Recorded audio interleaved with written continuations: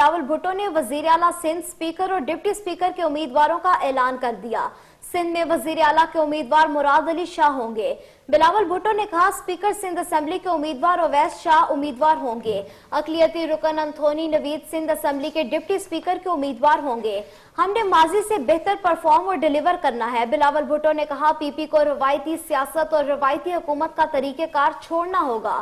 ہم سیلاب متاثرین کو گھر بنا کر دیں گے اور خواتین کو مالکانہ حقوق دیں گے۔